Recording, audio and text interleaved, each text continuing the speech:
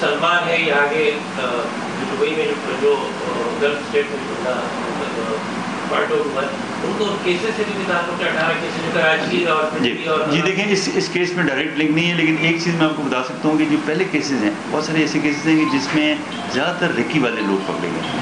یہ پہلا کیس ہے کہ جس میں آپ نے ایکچوئل ٹارگٹ کرنے والے، کیونکہ دیکھیں ان کا طریقہ کار یہ ہوتا ہے کہ وہ ریکی کی پوائنٹ آؤٹ کرنے والی الگ ٹیم ہوتی ہے اور جو ٹارگٹ کرتی ہے وہ ٹیم الگ ہوتی ہے. یہ ہٹ ٹیم تھی، انہوں نے جو ریکی کی انہوں نے اپنی ریکی کی، ان کو معلومات تھیں کہ جی بندہ فلاں جگہ رہ رہا ہے اور یہ ٹارگٹ ہے. اور یہ ٹارگٹ جب ہم آپ کو بتا رہے ہیں کہ جی جب ہینڈلنگ ہو رہی ہے اور سنجے وہاں سے اس کے ساتھ رابطے میں ہے تو وہ کچھ معلومات وہ بھی اس کو دے رہے ہیں. یعنی جو ہٹ ٹیم ہے یہی ان کا طریقہ کار ہے، کمپارٹمنٹلائزیشن ہوتی ہے. اس سے پہلے جو پکڑے گئے تو زیادہ تر وہ لوگ پکڑے گئے جن سے ریکی کرائی گئی. ہٹ ٹیم یہ پہلی دفعہ میرا خیال ہے پکڑی گئی ہے کہ جو ایکچوئل ہٹ ٹیم ہے انوالو ہے اور اس کا پیچھے لنک وہ بھی ثابت ہوا ہے.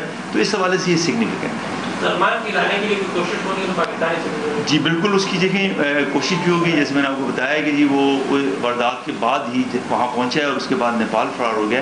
تو ایک پروسیس ہے وہ ہم کریں گے اور ضروری بات ہے کہ اس کی گرفتاری کے لیے ہم ساری کوششیں کریں گے. اچھا اناز صاحب یہ فرمائیے گا کہ ظاہر بڑی اچیومنٹ ہے اور ماضی میں بھی اس طرح کے بڑے بڑے جو بھارتی ملوث پکڑے گئے.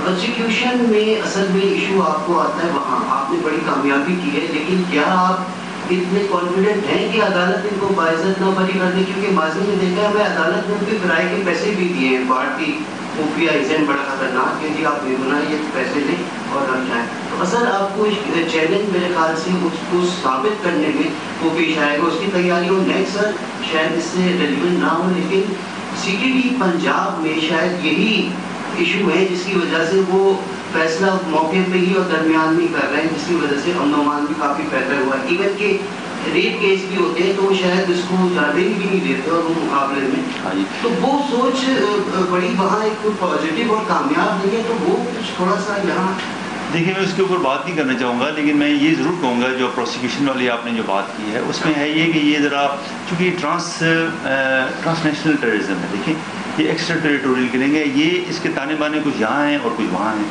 ایسے جو بھی کیسز ہوتے ہیں کہ جو باہر سے ہینڈل ہوتے ہیں ان میں ہمیشہ پروسیکیوشن میں مسائل آتے ہیں. یا تو کیس دیکھیں سارا کا سارا یہاں کا ہے، سارے ایویڈنس یہاں کے ہیں تو وہ تھوڑا سا کیس ریلیٹیولی آسان ہوتا ہے.